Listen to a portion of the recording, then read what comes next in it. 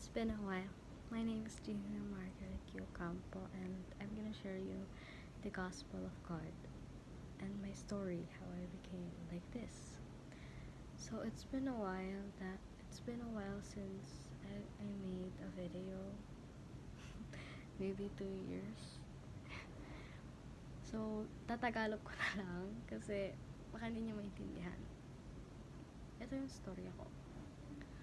So, this started when nagsimula to nung mga April or katapusan ng April or May, ewan ko.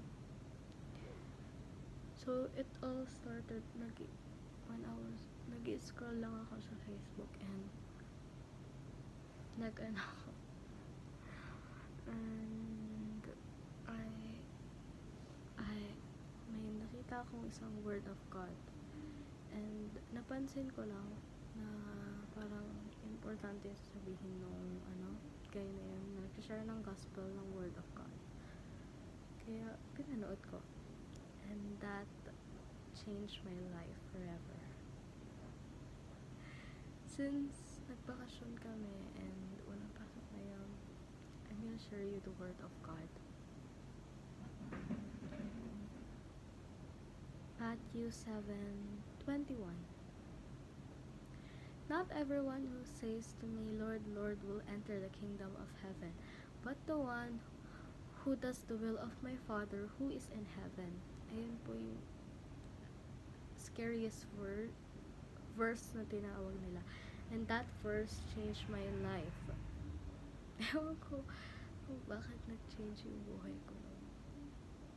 It's not a coincidence. May pinakatakda talaga yun sa akin. Pero, that verse changed my life forever. And, sa mga nagtatanong kung ano ba yung will of the Father, yung last, who does the will of my Father, pakinggan niyo mabuti ha, ulitin ko. Matthew 7:21.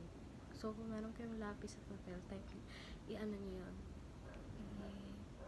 Sulat niyo. Matthew 7:21. Not everyone who says to me, Lord, Lord, will enter the kingdom of heaven, but the one who does the will of my Father who is in heaven. So, ano po yung will of His Father? So, ito po. Mag-move muna tayo ng ilang verses. So, muna tayo sa John. John 6:29. This is the God reply.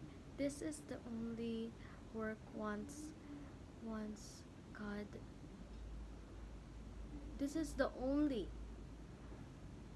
work God wants from you. Believe in the one He sent. So, sino po yung sinent niya? Jesus Christ. So, yun lang po yung niya, yung will niya. So, sana po makatulong sa inyo ito para mag-change din yung buhay ninyo forever. So, yun lang po. Goodbye. Amen.